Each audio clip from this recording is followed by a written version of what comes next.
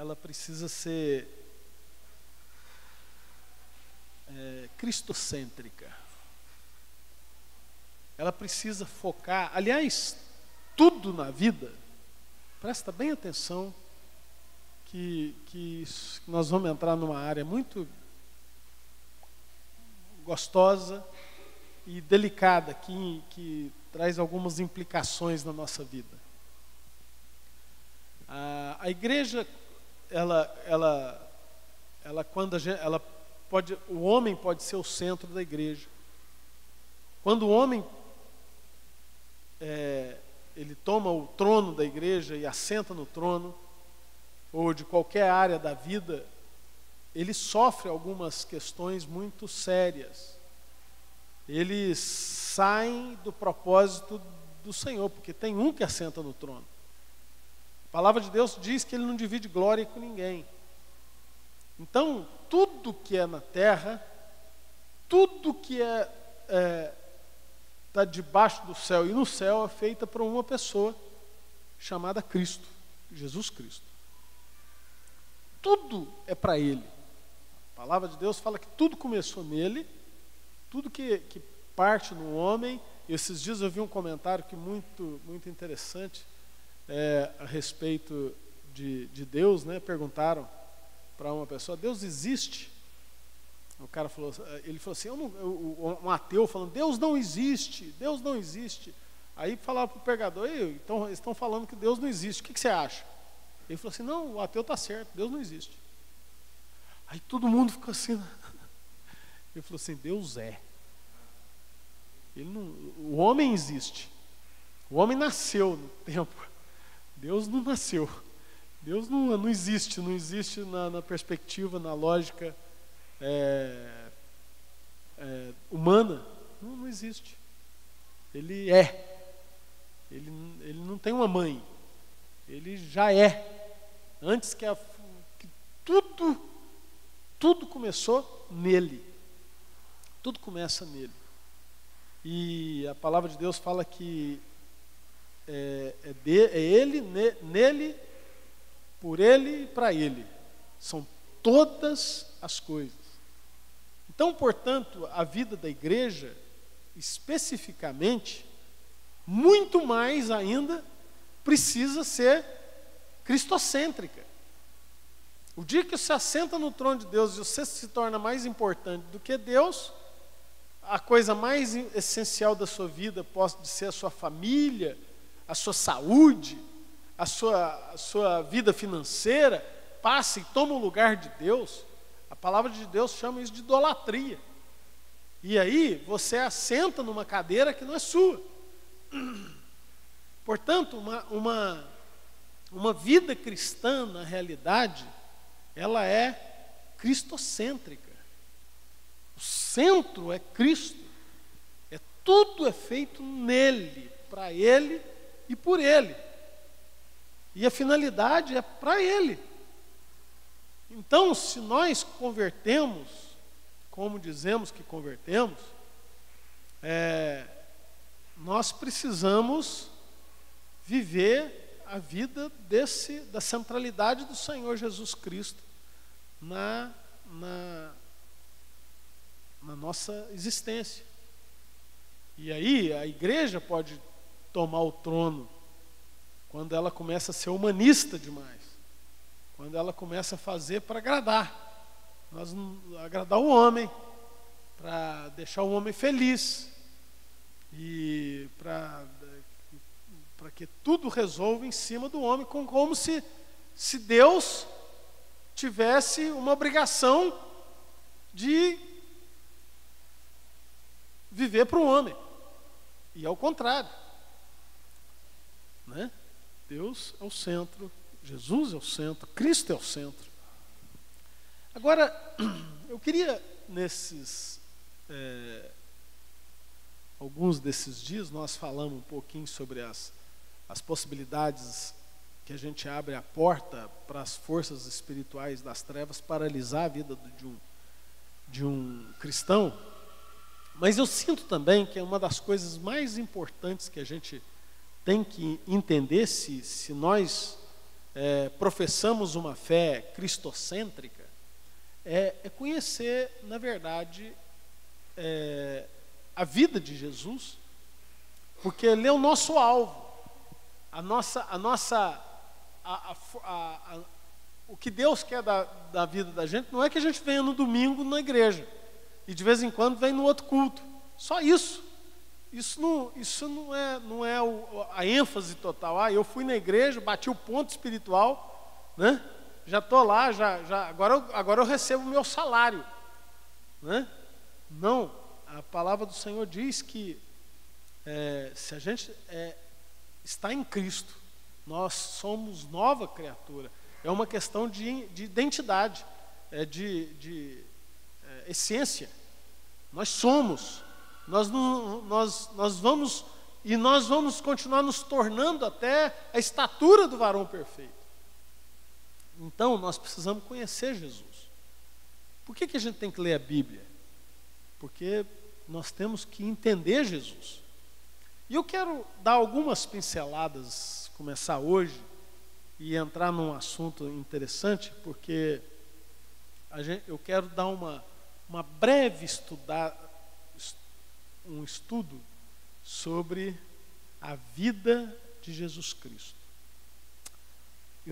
A vida integral de Jesus Cristo. A sua vida, a morte, a ressurreição e a glorificação.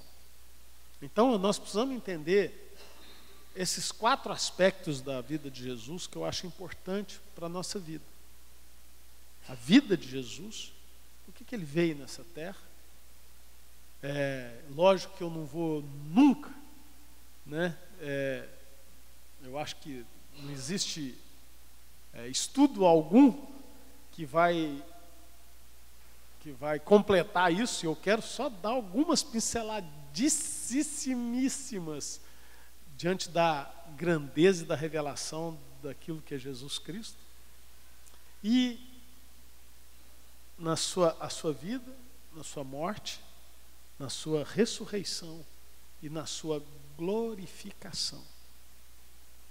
E por que eu quero fazer isso?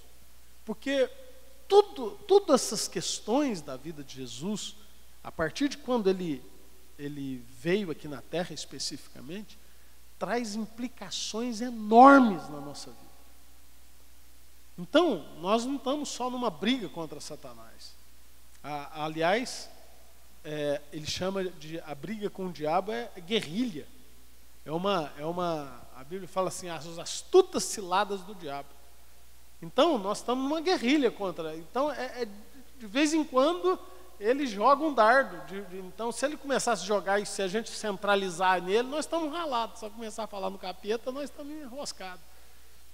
Né? Nós podemos até conhecer os nomes deles, conhecer algumas coisas, como é que ele age, mas a minha questão hoje é o que a vida, a morte, a ressurreição, a glorificação de Jesus implica para a minha vida.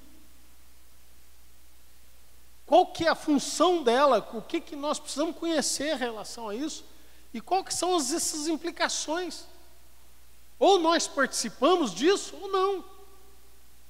E nós precisamos estar muito atentos nessa área. Por quê? Porque de acordo como eu vejo Jesus, eu me torno. É interessante isso. Eu vou me tornando aquilo de acordo com o que eu enxergo, aquilo que eu entendo, aquilo que a revelação a respeito dele traz na minha vida. Se eu quero ser um crente, e eu vou te contar um negócio, então nós temos que entender vida da igreja, a vida de relacionamento, mas eu não quero que você seja um crente. Eu quero que você seja Cristo. Eu quero que você se torne o varão, a estatura do varão perfeito. É muito mais do que ser simplesmente um religioso que vem na igreja todo domingo, e como eu já disse, bate o ponto espiritual e fala, pronto, eu fiz o que eu já tinha de fazer, agora eu vou para minha casa. E é assim que aconteceu, e tem acontecido em muitos países que receberam um avivamento de Deus. Deus despertou uma geração, e a próxima geração já não vive mais isso. A próxima geração já perdeu essa essência e vive uma vida religiosa, de ir na igreja domingo. E eu queria muito que nós entendêssemos, e essa é a minha busca também, claro, antes de chegar você comigo, de conhecer cada dia mais o Senhor Jesus. Então eu vou dar algumas pinceladas sobre isso. Eu quero tratar desses 4 aspectos em 4 domingos pela manhã. Eu queria que a gente, de acordo com o que eu enxergo Jesus, eu tenho a possibilidade de me tornar. Tem gente que enxerga Jesus numa manjedoura. É bonito, celebra Jesus na manjedoura. Bacana, que benção, passou por lá. Mas foca ali. Uma vez, como que isso é interessante? Eu perguntei para um menino, um estudante, estava no ônibus, eu queria pregar para ele, e eu sentei perto dele assim, e falei para ele, escuta, como que você vê Jesus? E ele começou a falar algumas coisas, a relação, como ele enxergava Jesus, e ele falou que Jesus era um filósofo que trouxe, e ele qualificou Jesus, e ele pôs numa galeria tipo Platão, Sócrates, só que ele era um filósofo judeu. Ele não falava, discorria com a coisa. Eu perguntei, mas o que você faz? E ele um estudioso, um nerdzinho, um menino que estava saindo e estava numa faculdade, e ele relacionou, ele começa a ver Jesus de acordo com a ótica dele, com o óculos dele, né, com a dimensão dele. E aí eu falei assim, puxa, tem muito a ver mesmo com o que ele pensa a respeito de Jesus, aquilo que ele se tornou. Ele é um estudioso, um cara que tem uma mente voltada para aquilo. Outra vez, eu sempre começo a pregar de Jesus, falar do Evangelho, perguntando quem é Jesus para você. E eu perguntei a uma senhorinha, né, e ela olhou assim para mim, assim, ela fez uma carinha quando falou assim, quem é Jesus? Ela fez assim, ó, tadinho dele, sofreu tanto, né? Olhou para ele e falou assim, lá na cruz, quando a gente olha lá na cruz para ele.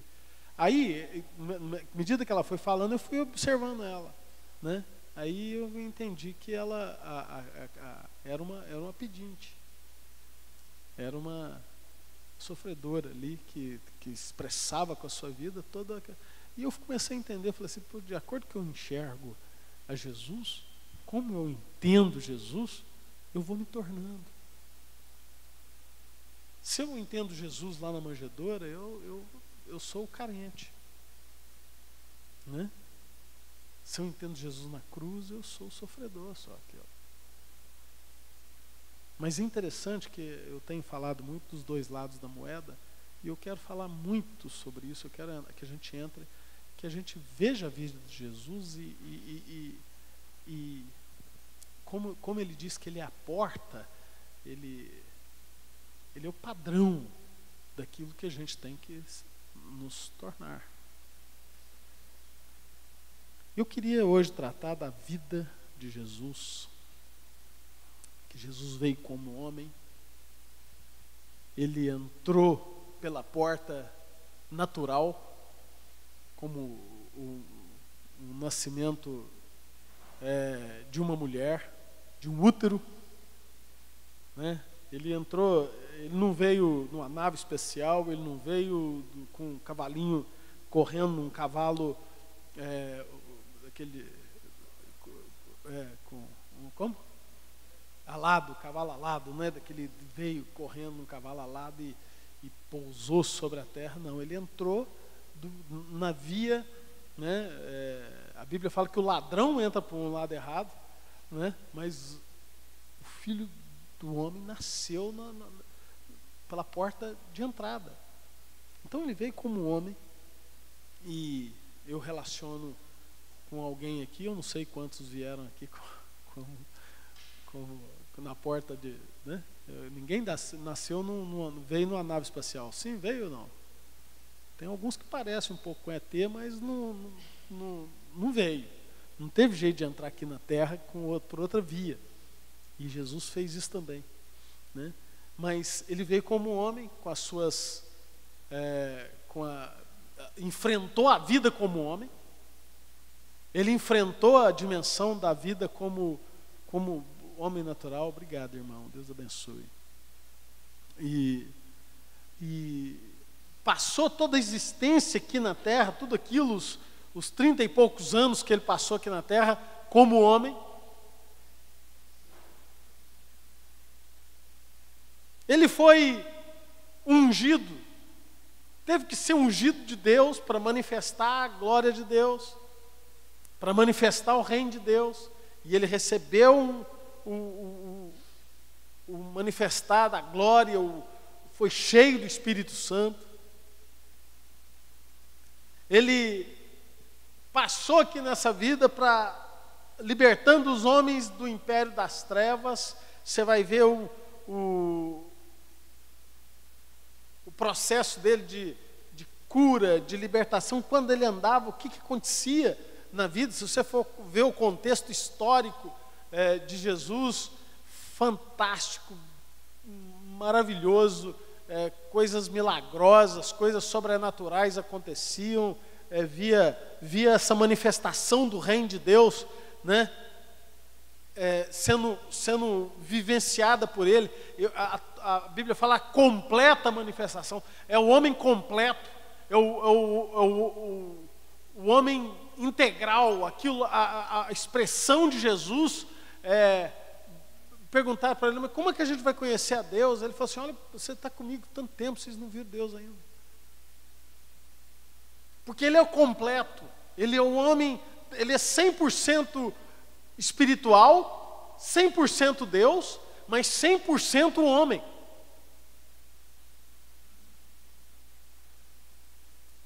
Ele é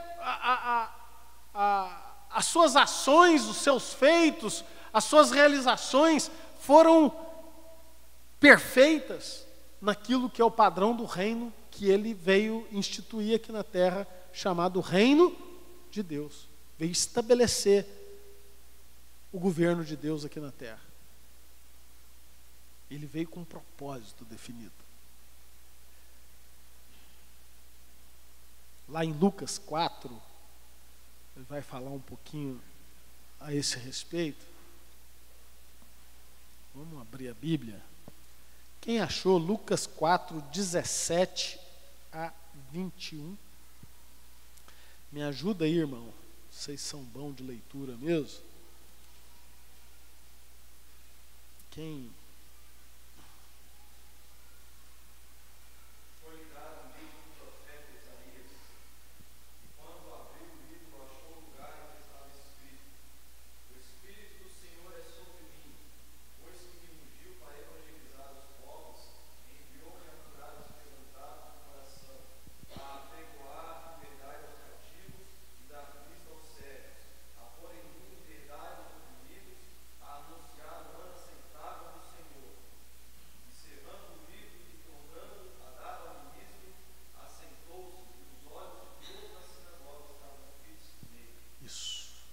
Então aqui ele colocou o propósito naquilo que Deus trouxe ele, para libertar o cativo, para curar o enfermo, para pregar para o pobre, né? Para anunciar o evangelho, anunciar o dia da vingança do nosso Deus. Ele veio manifestar aquilo que ele fez, e ele sintetizou nessa palavra de Isaías lá atrás. Ele trouxe a essência daquilo que ele ia fazer e daquilo que realizou como vida, como homem aqui na terra, como carne aqui na terra. Mas é interessante que a beleza disso tudo é que ele não saiu falando assim, eu como um homem. Ele disse, eu fui ungido para isso. Eu recebi uma unção para isso. Eu tive que receber uma unção para que eu manifestasse o poder e o reino de Deus aqui na terra. Agora, cada parte, cada fase da sua vida, da sua morte, da sua ressurreição e da sua glorificação, implica severamente na nossa vida. Mas para isso eu preciso entender um pouquinho. Eu preciso conhecê-lo cada dia mais. Eu preciso estar perto. Você não conhece gente que está longe. Você pode até ouvir a respeito de, mas conhecer, não. E Deus te chama para intimidade. Deus te chama para conhecê-lo completamente. O que eu queria só acender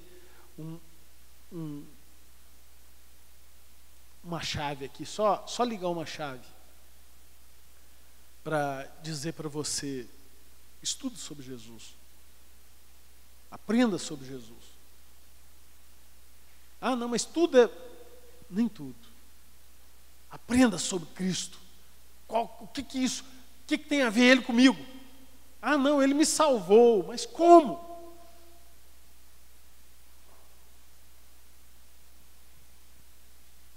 Em Hebreus capítulo 1, versículo 1 e 2, quem achou, por favor, me ajuda. Você vai ver como ele tem falado. Hebreus capítulo 1, versículo 1 e 2. Achou? Lê.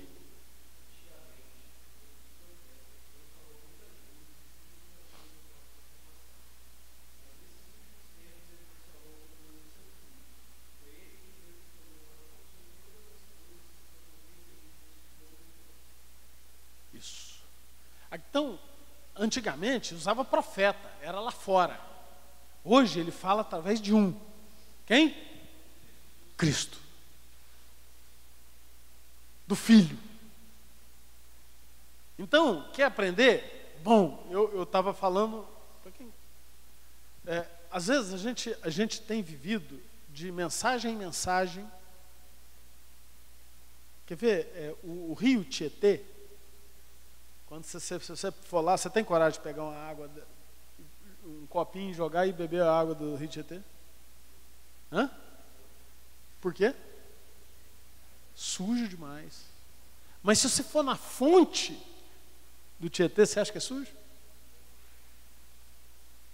Então, nós estamos acostumados a viver de internet, que pregador poderoso, mas está lá, já é o caminho das águas. Vem aqui e recebe do Nilma. Que bom, eu acho que é bom estar na internet. Bom, eu também escuto, eu ouço uma palavra da internet, dos pastores ungidos, homens de Deus. Mas eu não posso depender disso. Eu não posso viver nisso. Eu não posso viver de domingo, minha relação com Cristo, com a palavra. Eu não posso viver nessa relação de domingo a domingo, de todo domingo. Jesus, eu vou lá te conhecer. Querido, presta bem atenção, escuta.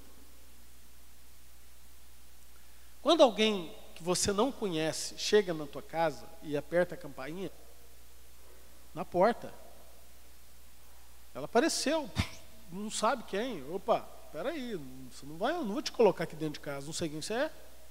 Mas quando você tem um pouquinho mais de afinidade, você sabe, ela identificou, sabe quem que é, você leva ela para onde? Para a sala. Para a cozinha, você só leva já aquele que é teu amigo. Para o quarto, você leva uma. Porque é o lugar da intimidade. Então, muitas vezes, a gente só recebe Jesus e conhece Jesus através de outro lá na coisa, no domingo de manhã, que a gente vai talvez até esteja com ele lá na sala. Eu não sei se alguns mais íntimos têm ele como domingo, lá na cozinha, mas a intimidade do Senhor que é importante. É o conhecimento dele é que faz você se tornar ele. Então, o importante não é aquilo que você está aprendendo intelectualmente, é aquilo que você está se tornando. Se eu termino um ano, né, agora nós estamos no metade do ano certinho, né, mas se eu termino o ano igual eu comecei, tem um negócio estranho, cara. É a mesma toadinha, é o mesmo comportamento, é as mesmas atitudes. Você não entrou numa guerra dizendo, Senhor, esse comportamento está contra aquilo que... Porque a gente às vezes não conhece, às vezes e por não conhecer, nós não nos tornamos. É na intimidade que nós fundimos. É nos relacionamentos profundos. Por isso que ele chama para você trancar no quarto. Vai lá para o quarto sozinho. Conheça a palavra de Deus. Faz um esquema de estudo da palavra. Conheça Cristo. Você conhece, eu nasci num lar evangélico, eu conheci historicamente Jesus histórico, mas quais são essas implicações na minha vida? Isso é muito importante. E eu quero citar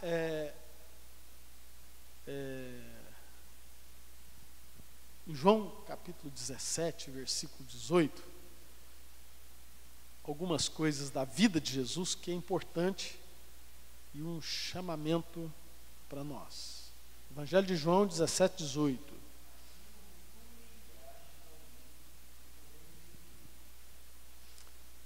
Você está entendendo isso?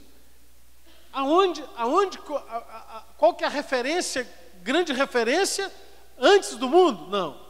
Quando Jesus nasceu, a partir daí, como ele foi enviado, Jesus fala para nós, eu vou te enviando assim também. É desse jeito que eu quero que você ande. Eu estou te enviando como eu fui enviado. Então eu preciso saber como Jesus foi enviado, para que Jesus foi enviado, por que Jesus foi enviado, e isso tem que ser algo que vem transformando a minha vida e vem pôr a motivação da minha existência. Senão eu vivo o eu assentado no trono. Então, em nome de Jesus, nós precisamos conhecer Jesus. Nós precisamos conhecer a vida de Jesus. Do jeito que ele foi enviado. 1 Pedro 2, 21. Olha que texto maravilhoso. Vamos lá, quem achou? Quem são os meus leitores maior?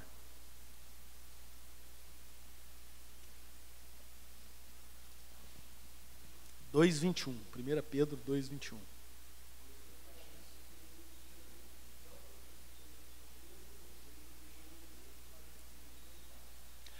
Ele deixou o quê? O exemplo, para quê? Para me seguir os seus passos.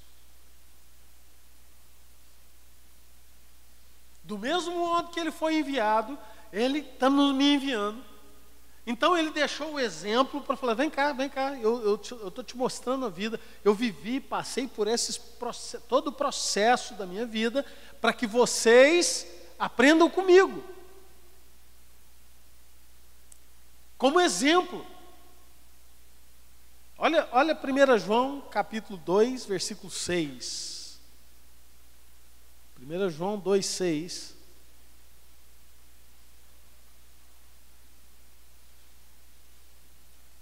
Achou ler.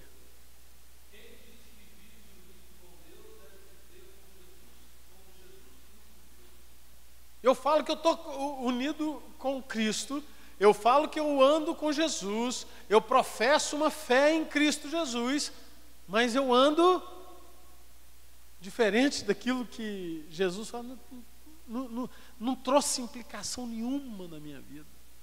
Ele é o meu exemplo. É para lá que eu vou. né?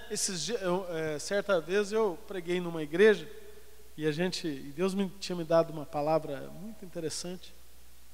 E eu comecei a trabalhar com a igreja nessa palavra, no sentido de vamos formar uma pessoa muito boa, um padrão, um super. Aí nós começamos, por exemplo, fisicamente, como é que ele seria? Né? A face dele, com quem que seria? Aí nós começamos a falar, a face dele é fulano de tal, Gisele Bündchen,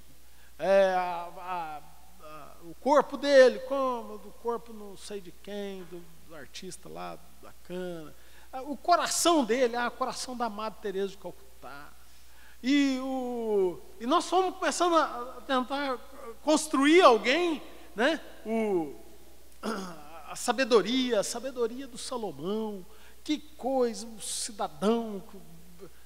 Então a gente foi tentando construir alguém mega, super, né? Um atleta, um cara cheio de vigor, alguém que expressasse a vida plena. Aí eu falei assim, esse cidadão seria o sucesso, porque nós só pegamos sucesso e o sucesso para o mundo. O nosso alvo, o nosso padrão, o padrão daquele que confessa a fé em Cristo, é Cristo. Por isso que contradiz algumas coisas na expectativa da ótica humana. Por isso que a teologia da prosperidade é tão forte, porque o padrão não é Cristo, o padrão é o homem do sucesso. Estão entendendo comigo aqui? O homem do sucesso, o homem legal, o homem feliz. Mas Cristo, a palavra de Deus fala que ele tem alguns conceitos que ele fala, mais feliz é aquele que chora. Bem-aventurado que chora. Bem-aventurado o manso. Cara, hoje o povo fala, não, bem-aventurado é esperto. Bem-aventurado é o cara que faz, e ele fala, não, bem-aventurado é o manso.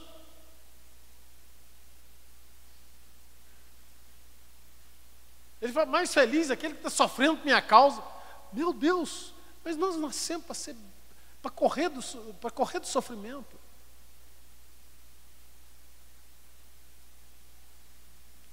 Jesus pregava, eu achei engraçado que a Bíblia fala que às vezes ele pregava coisas, parábolas, para que o povo não entendesse. Eu falo, meu Deus, por que queria pregar então? Para o povo não entender, gente. Mas esse é o nosso padrão. Esse é o nosso alvo. Eu quero me tornar isso. Enquanto eu estiver aqui na terra, Ele é o meu exemplo. Enquanto eu estiver aqui na terra, Ele é o meu caminho. Ele é a minha verdade. Ele é a minha vida. Todo padrão é Cristo. E eu quero te dar algumas ênfases da vida de Jesus, que implica severamente com a minha vida. Jesus, ele nasceu com um propósito. Jesus nasceu nessa terra, a vida dele era uma vida norteada por um propósito. Lucas 19:10.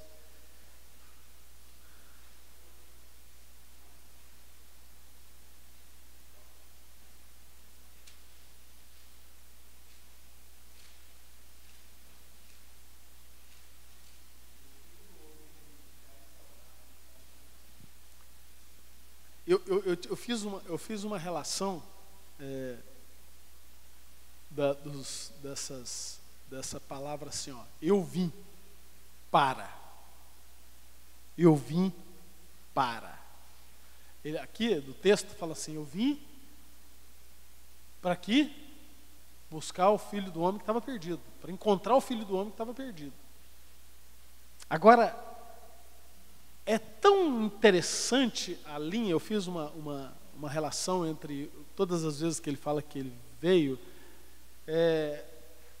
a dimensão do propósito, o foco de Jesus, era tão centrado, era tão direcionado.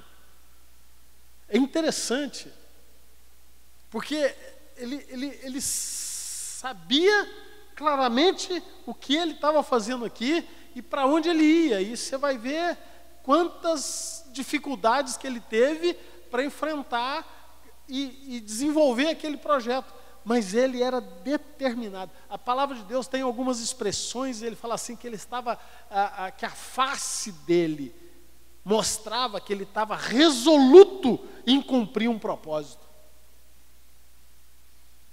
Quando falaram para ele, não, sai daqui, não vai para Jerusalém não, antes da morte dele, da cruz. E ele sabia que tudo aquilo que ele veio para tirar o cativo do cativeiro, para pisar na cabeça da serpente. Ele veio com o intuito de salvar e de reconciliar o homem com Deus. E aí, isso determina, veio resoluto para estabelecer o reino de Deus aqui na terra. Era determinado. E é interessante, gente. Isso tem muito a ver com a gente. A minha preocupação a gente sabe para onde está indo. Primeiro, a gente sabe o que Deus quer da gente. Eu acredito que nós precisamos, antes de qualquer coisa, antes de fazer alguma coisa para Deus, é saber o que Deus quer da gente. Eu acho que a gente precisava. Sabe o que a gente facilita tanto para a gente, sabe? Pôr a culpa no diabo, pôr a culpa na igreja, pôr a culpa em certas situações. Mas sabe o que eu acredito? É que muitas vezes, nós não gastamos o tempo certo na intimidade com o Pai. Não, eu falo por mim, gente. Eu falo, não estou erguendo mas o que mais me dói, a gente sai de casa com uma semana complicada que a gente teve, passou de casa e a gente às vezes quer descansar e a gente vai para a televisão e a gente escuta a televisão e a gente vê a novela e a gente vê tanta coisa, vê filme, a gente passa processo, mas é interessante que algumas coisas essenciais a gente não deixa. Nós não deixamos de comer, nós não deixamos de tomar banho, nós não deixamos, às vezes tomar banho nesse frio, às vezes até, né?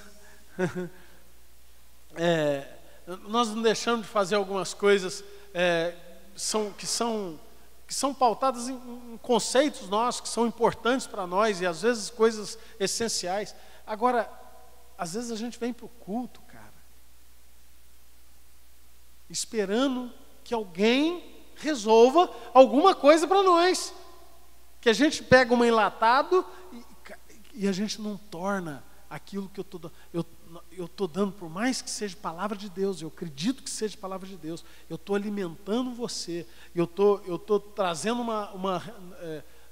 tentando trazer uma vida relacional com o corpo de Cristo. Isso é extremamente importante, mas você não deixou a essência de comunicar, de levar Jesus para o quarto, de ter intimidade com Ele. Isso nós vamos ter intimidade com Ele no domingo de manhã.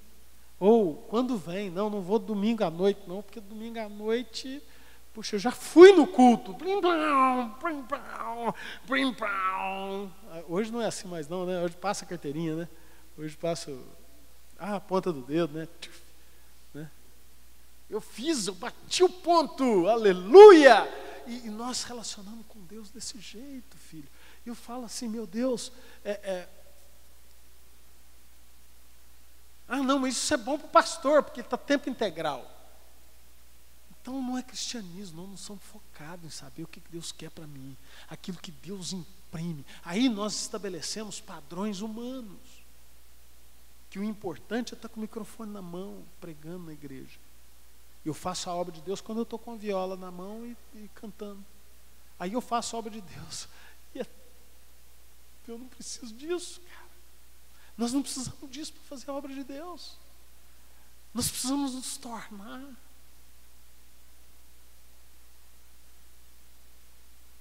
Não, o direcionamento da nossa vida é pautado em quê? Aí a gente fica fazendo tentativa. Sabe por quê? Porque Deus não imprime no nosso coração. O que o Senhor fala, Ele fala através de Jesus. E o que Jesus tem falado? E é interessante, porque Ele nasceu focado com 12 anos. O menino com 12 anos já estava sentado no meio dos doutores lá, relacionando com a palavra. E o pai dele deu uma bronca nele: menino, o que você está fazendo? Por que você está aí? E ele falou assim: não, eu estou cuidando das coisas do meu pai. Eu estou cuidando dos negócios dele. 12 anos. A emancipação dele. Que coisa! E a minha preocupação é o que isso tem implicado na minha vida. E eu quero que isso confronte, porque tem que me confrontado. O que é importante? Se eu tenho o Espírito de Deus e eu sigo os passos do meu Senhor, o que é importante para mim? Ah, não, mas eu trabalho o dia inteiro. Mas será que o trabalho é só um trabalho? Ou lá é o seu campo missionário? Talvez você não esteja lá na África, não esteja lá na igreja de tempo integral. A minha questão é que às vezes a gente não fala de Jesus para ninguém, que a gente não mostra, a gente não liberta ninguém. A gente não... Sabe por quê? Porque o mesmo Espírito Santo que ungiu Jesus, Ele ungiu você também. E aí a gente passa anos e anos falando das coisas do governo, nós falamos das dificuldades da vida, nós pregamos, mas nós não somos resolutos e não sabemos o nosso propósito da vida. Eu vim para libertar o cativo, eu vim para dar cura ao cego, eu vim. Para que é que nós estamos aqui? Aí a minha preocupação é a centralidade de Jesus na minha vida. Ou Jesus é um mero coadjuvante? Ou Jesus é alguém que fala assim: puxa, não, domingo eu vou aliviar minha consciência na igreja.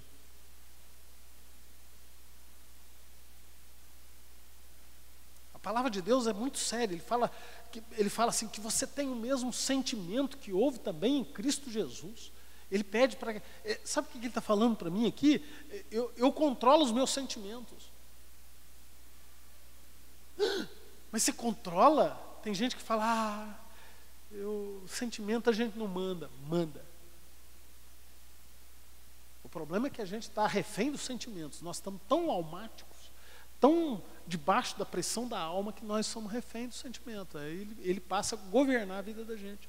E o sentimento não pode governar. Ele pede, tem os mesmos sentimentos em Filipenses capítulo 2.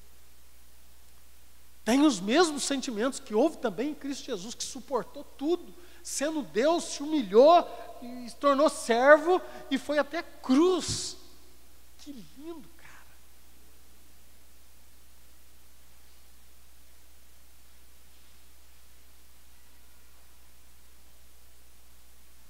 Que lindo. A minha preocupação é: a vida de Jesus tem implicado na sua vida? Ou simplesmente é um Jesus histórico?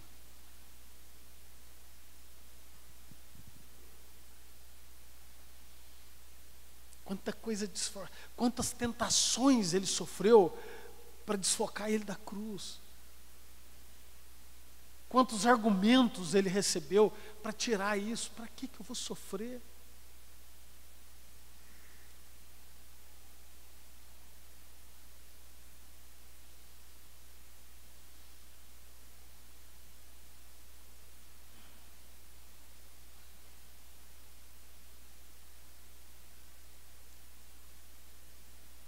A vida de Jesus tem que implicar na nossa vida foco, a centralidade. Eu quero fazer aquilo que o meu Pai faz. Eu estou aqui, a minha comida, ele chega a falar assim, ó, a minha comida é fazer a vontade daquele que me enviou. Eu tenho uma comida, sabe o que me alimenta?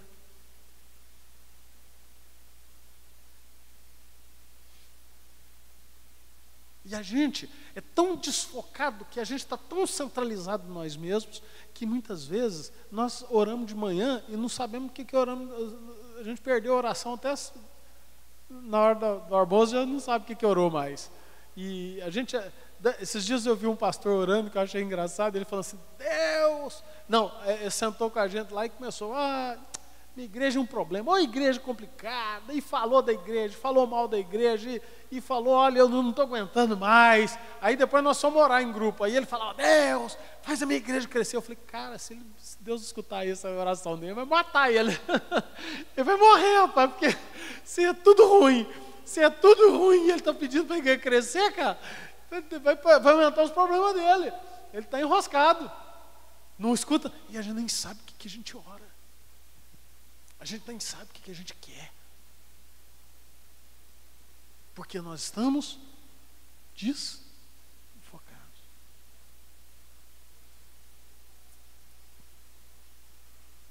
A outra coisa que Jesus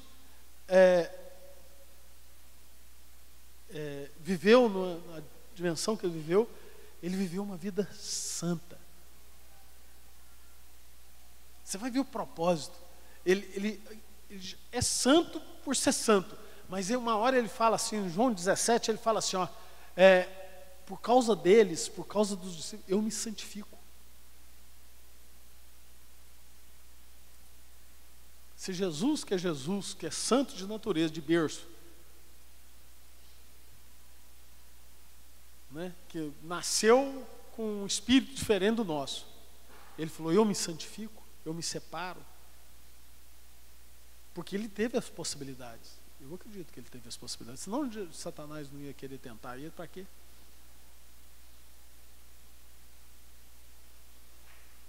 Ele se separou. Sofreu as tentações, as dores. Imagino eu, no tempo da adolescência, eu acho que deve ter sofrido, eu acho. Não sofreu porque ele tinha o Espírito de Deus. Eu não sei. Então o diabo não ia perder tempo de falar assim, não, deixa eu dar uma tentadinha nele lá, vai que... Não, mas sabia que já não. Hebreus 4,15. Quem achou, lê para mim.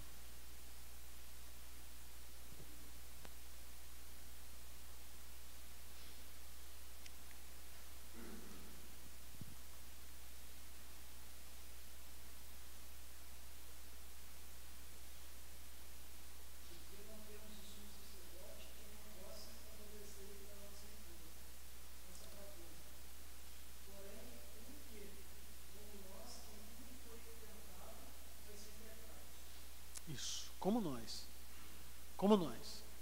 Em tudo foi tentar. Então ele há uma questão de postura dele, ele resolveu ter uma vida santa. E isso, se não implicar na vida da gente, cada dia mais. Porque às vezes tem a tendência de dizer assim, não é assim, todo mundo pega. Sabe, o nosso padrão às vezes está nos outros. O meu padrão muitas vezes está no coleguinha, no amiguinho, no pastor. Não, o pastor faz isso.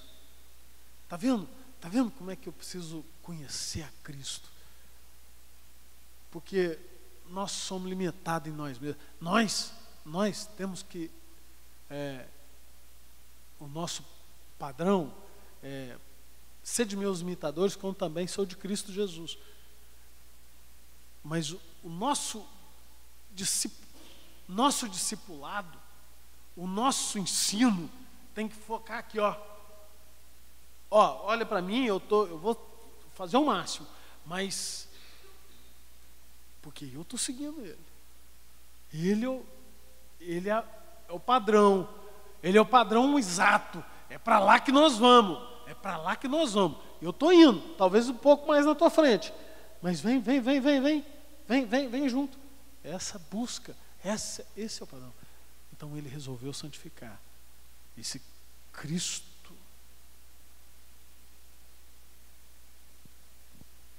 1 João 2, 1 e 2.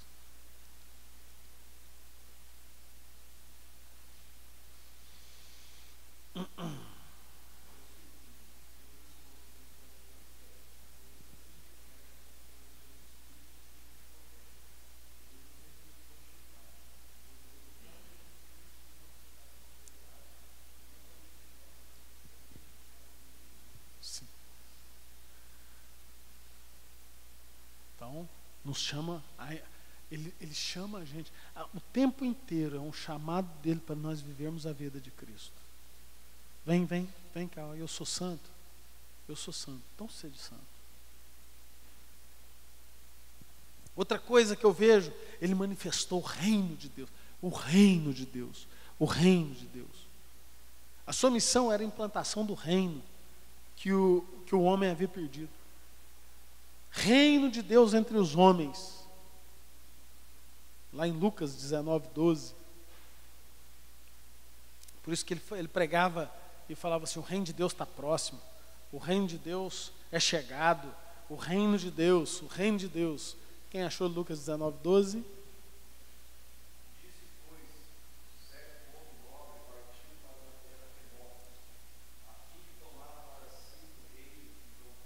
Isso. Ele estava falando dele mesmo, né? Foi para um homem, para uma terra, para tomar para si o reino. Ele quis se colocar nessa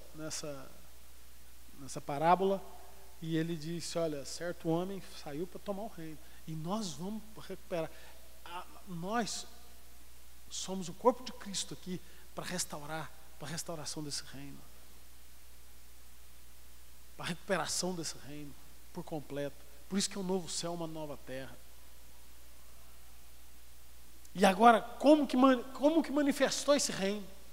Como é que era a manifestação desse reino? Com multiplicação de pão, com calmando a tempestade, com curando enfermo, com ressuscitando morto. Querido, isso é... A Bíblia fala que coisas maiores faríamos. Por que não faz mais? Porque não existe intensidade mais. Primeiro, a gente não conhece a Cristo. Conhece tão pouco. A gente sabe, é tão formado historicamente. Aí a gente tem uma coisa tão infantil.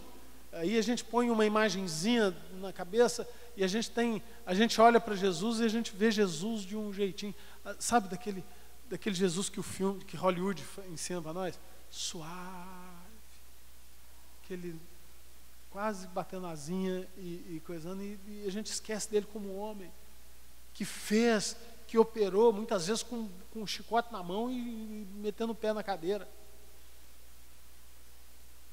como normal.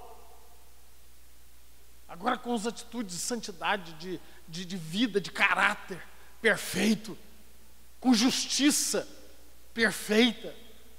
Não veio para condenar o mundo, ele veio para salvar o mundo. E às vezes a gente toma esse aspecto de condenação, porque nós esquecemos da vida de Jesus. Eu convenço você a começar a ler os evangelhos de novo. Estudar os evangelhos, estudar os comportamentos. É uma Bíblia que tem as falas de Jesus, é tudo em vermelho. Estuda aquilo. Estuda o que Jesus falou. Estuda o que Jesus pregou. Tenta fazer o comportamento de Jesus, tenta cheirar o ambiente que Jesus estava ali. Nós precisamos conhecê-lo, e a palavra nos ensina. O relacionamento nos faz provar dele. A palavra nos faz ver. O relacionamento nos faz provar. Aí por que perdeu? Por que esse negócio? Isso tem me angustiado um tanto quanto. Não sei se é a palavra angustiado, mas mas por outro lado está me motivado. E essa manifestação do reino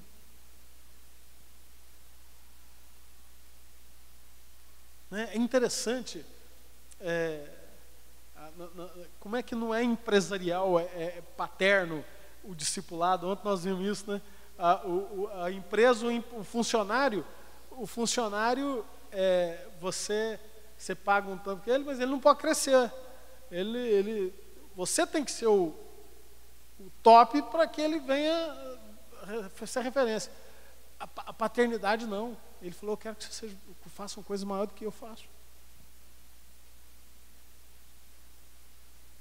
Coisas maiores. E eu fico imaginando o nível de relacionamento, porque não tem um padrão. A gente às vezes padroniza tanto, e eu fico imaginando que padrão que a gente vai seguir, qual que é a fórmula que a gente vai seguir. Não tem. A fórmula é intimidade. Olha Deus, escuta o Pai, escuta o Eterno, relaciona profundamente com o Eterno. Que ele estava orando e uma hora ele cospe no chão e faz um barro e toca onde? No olho do cidadão. Imagina. E o interessante, sabe o que é? Que você não vê ele fazendo isso. Isso não tornou a campanha do guspe sagrado.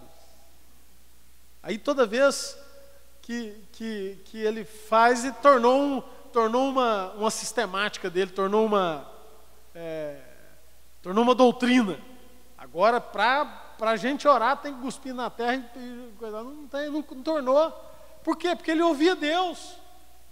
O padrão dele é seguir o Eterno. E sabe o que ele está chamando a gente? Para a gente fazer isso, para a gente viver, não numa estrutura marcada, trancada, já engessada, com fórmulas já determinadas. Querido, nós temos essa possibilidade. Sabe por que nós não crescemos muito? Sabe por que nós não vivemos muito? Porque nós não temos tempo com Ele. Nós temos tempo com a igreja. Muito bom, graças a Deus. Obrigado que você está aqui. Obrigado, porque isso aqui é necessário. Isso aqui você vai se revelar através da igreja. A igreja é bom para isso. Mas você se revela, você está aqui para demonstrar aquilo que você teve na intimidade. Aquilo que você se formou, aquilo que você se tornou na intimidade. Não tinha padrão. Uma vez ele toca o dedo no ouvido do cidadão e fala para abrir. Efatá.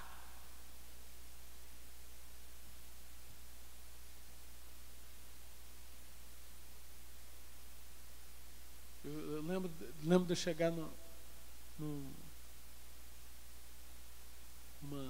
numa casa, fui fazer uma visita numa casa, uma moça, uma jovem senhora, com câncer na cabeça. E assim, naquele ambiente ruim. E eu cheguei, sentei lá e comecei a suar, e eu, no tempo mais mais gordo, falava, eu sou mesmo. E suar, mas assim, uma forma estranha. E eu estava com um lencinho e comecei a tirar o suor. Fiquei com vergonha, porque estava na casa. Eu falei, não estou nervoso, não está quente de tal forma que eu preciso suar. E eu não sei porquê. Eu fui no banheiro, pedi para ir no banheiro, e eu fui no banheiro. Quando eu estava na frente do espelho, Deus falou assim, pega esse lenço e põe na cabeça da menina. Eu falei, meu Deus, eu nem conheço esse povo direito, cara. Como é que eu vou tacar um lenço suado? E sei lá onde passou esse lenço na cabeça da mulher.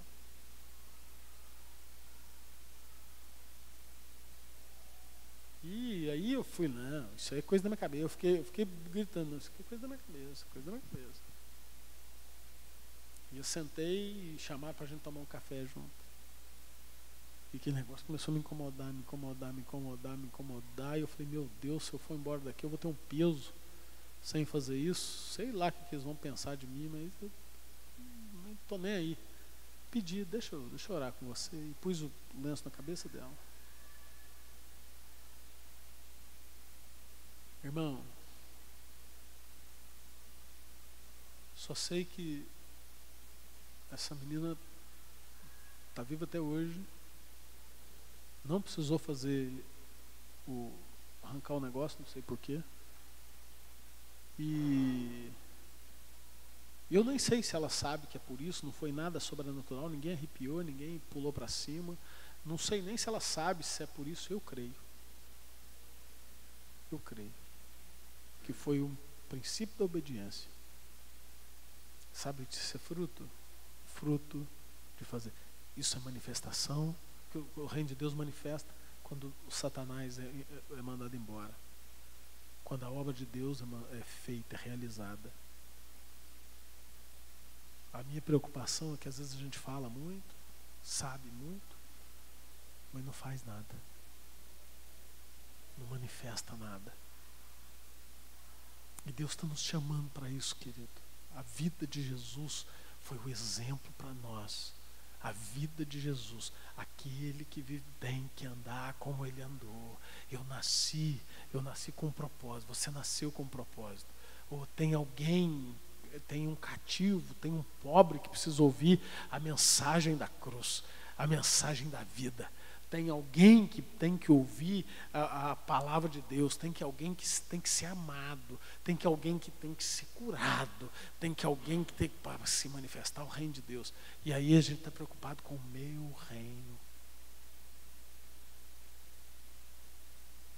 A gente fica preocupado com o que nós vamos viver depois. Eu vou preocupado com a minha aposentadoria.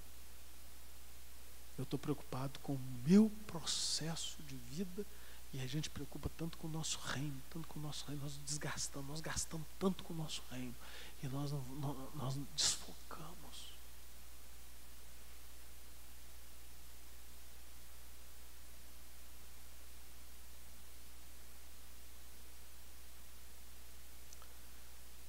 João capítulo 5, versículo 19. Jesus viveu uma vida íntima de relação com o Pai. Vivia no secreto, vivia nos montes, vivia no quarto.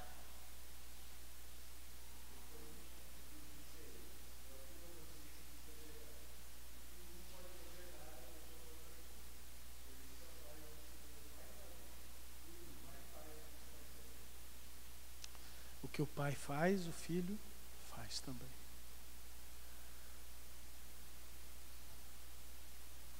Amém?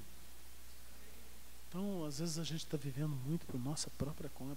E eu não estou querendo isso te causar um constrangimento. Eu só passando o constrangimento que eu estou constrangido. Eu só estou repartindo para você aquilo que eu tenho entendido e falando, meu Deus, se essa vida de Jesus simplesmente for para ter um conhecimento histórico. Mas ele viveu lá 2000 anos atrás, e ele é ele e eu sou eu. E eu não tenho nada a ver com isso, que benção, não, que bacana, eu já faço as minhas, mas eu acho que nós precisamos sair de uma fórmula já determinada. Nós precisamos quebrar alguns princípios, desconstruir algumas ideias para nós vivermos a plenitude de Deus, renovar a nossa mente. Eu quero te convencer mais uma vez a estudar a vida de Jesus, a estudar os evangelhos, a olhar aquilo lá com intensidade, olhar as falas de Jesus, os comportamentos. Começa a imaginar ele lá no poço, perto daquela samaritana. Começa a entender o que ele fez ali, a quebra de paradigmas ali, a quebra de conceitos que ele enfrentou aquela mulher. E às vezes a gente tem tanto preconceito com os outros. A gente coloca tanto num patamar de ser melhor. Eu não sei se eu contei para vocês, há um tempo atrás, parecia um bêbado na igreja, e eu estava orando por ele, estava na frente, mas naquele tempo eu era bem mais novo, e parecia que eu estava me sentindo tão mais do que aquele cara. E Deus falou assim: rapaz, eu morri por ele.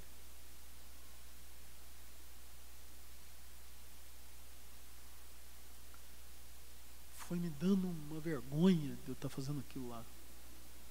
De orando de uma. Parecia que eu estava expondo o cidadão.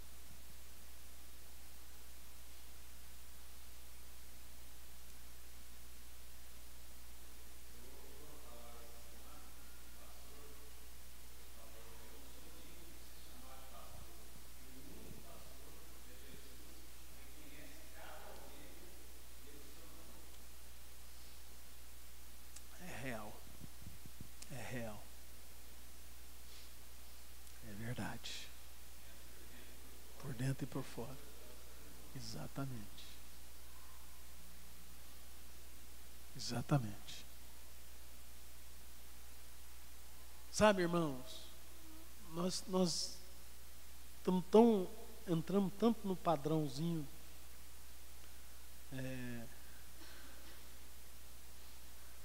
já daqueles conceitos, os mesmos conceitos, as mesmas tradições, os mesmos costumes, as mesmas.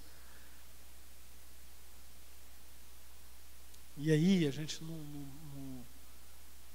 ouve mais as coisas do Espírito, nós não. A gente acostumou tanto e assim, parece que é uma certeza de que está tudo muito bem.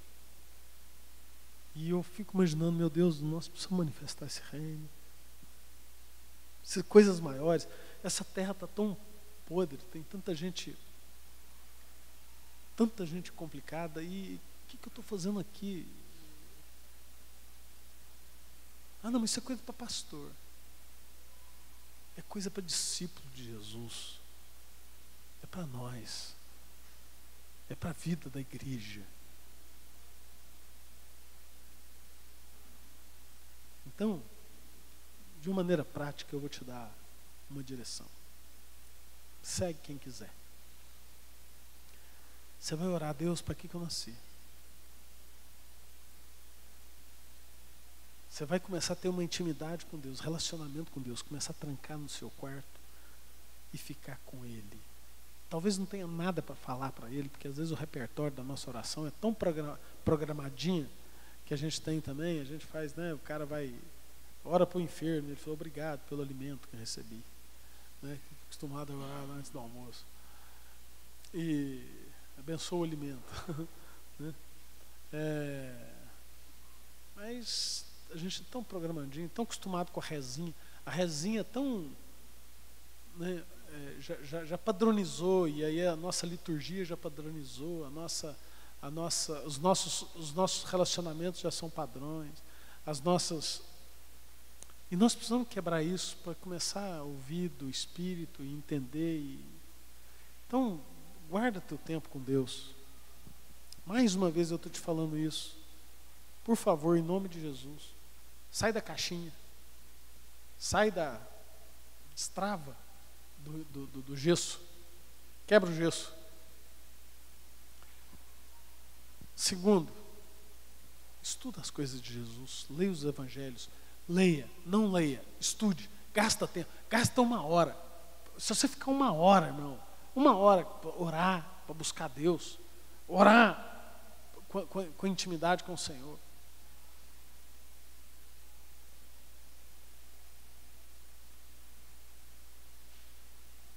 Orar com um grande professor, Espírito Santo. Ah, meu Deus. Com a Bíblia aberta, dizendo: Senhor, me mostra o que é isso aqui, Senhor.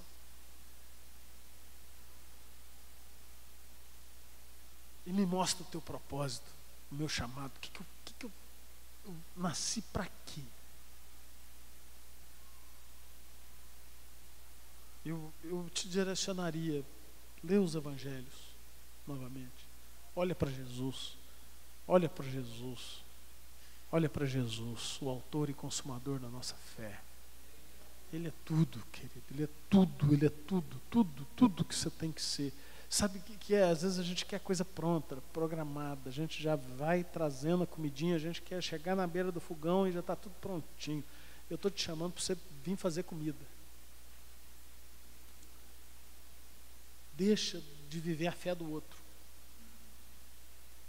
A fé do outro é importante. A palavra de Deus, palavra do pastor, palavra muito boa, mas muito bom, mas você não pode só depender disso. Isso é o extra. Isso é a lasanha. Isso é a voz profética que te dá o direcionamento. Agora, o alimento diário, arroz com feijão, o pão de manhã, o pão vivo que desceu do céu, é lá trancado lá no seu quarto. É você com a fome, com desejo de alimentar, com a fome. Deus vai dar comida de acordo com que você tem fome. Amém? Em nome de Jesus. A vida de Jesus implica na nossa vida, querido. Ela é o exemplo para nós. Ela é o nosso foco. É para lá que nós vamos. Ele mostrou para a gente aqui na terra como viver. É assim que vive aqui na terra. Ah, não, mas eu não preciso para trabalhar, deixar de trabalhar. Não. Lá você vive Jesus lá no teu trabalho. O teu trabalho é o teu campo missionário. O teu trabalho, a tua escola é o teu campo missionário. Não pensa que você tem que vir para a igreja para ser obreiro de Deus. Você tem que ser discípulo lá, mas gasta um tempo maior com Deus. Relaciona com Ele. Conheça as atitudes.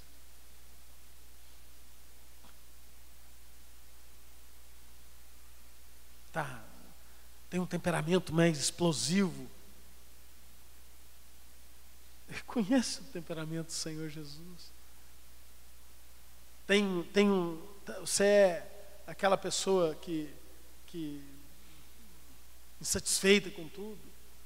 Olha como é que Jesus viveu.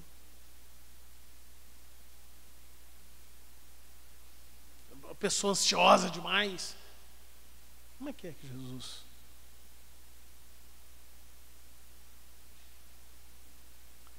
Feche os teus olhos um pouquinho, vamos orar.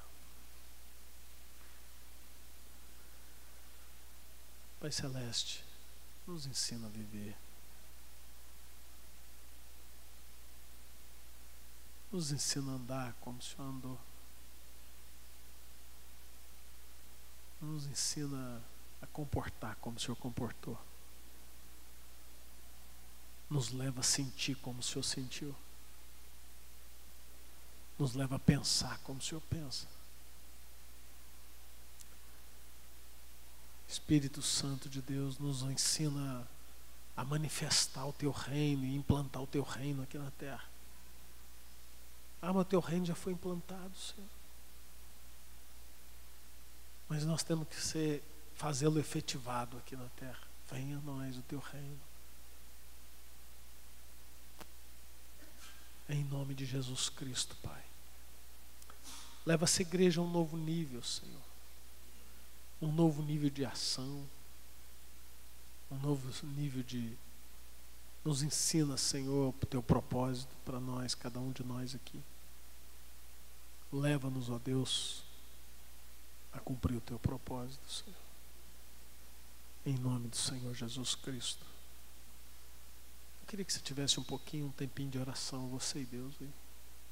Alguns desafios que a vida de Jesus, algumas implicações que a vida de Jesus talvez te constrangeu, talvez te desafiou, tenha te desafiado. Fale com Ele agora.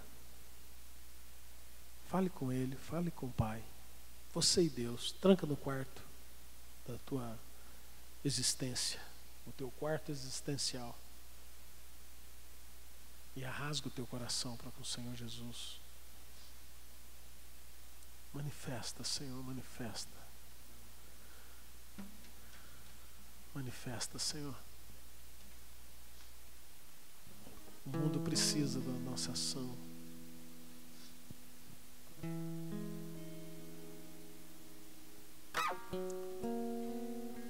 Meu Deus. Desafia-nos, ó Deus. Mais do que isso eu estou te pedindo, Senhor, empurra-nos. Arrasta-nos.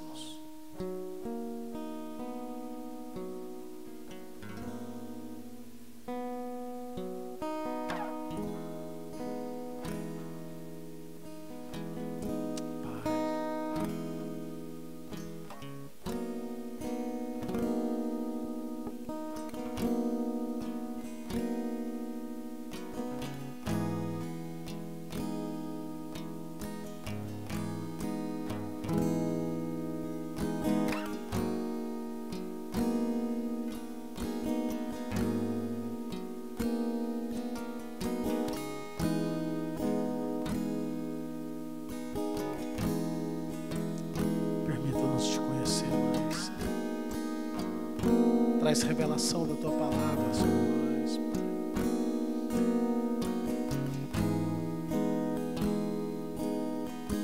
Traz a tua revelação da tua palavra, Senhor. Pega a gente de dentro para fora, Senhor, em nome de Jesus.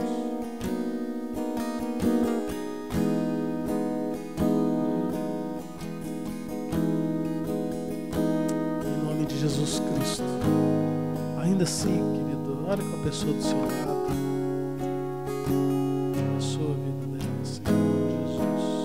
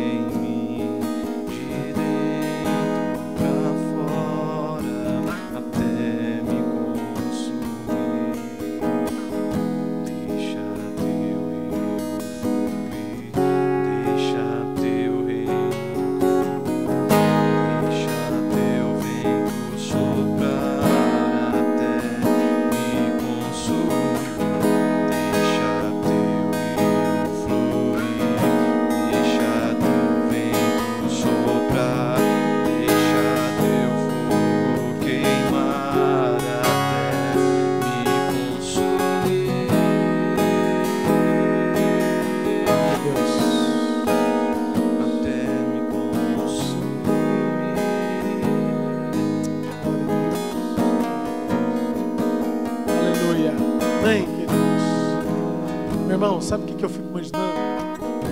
Se a gente entrar nessa dimensão de verdade, a gente começar a ver a manifestação do Reino de Deus, o impacto que vai dar, a manifestação gloriosa do Reino de Deus nas nossas vidas e através das nossas vidas. Querido, em nome de Jesus,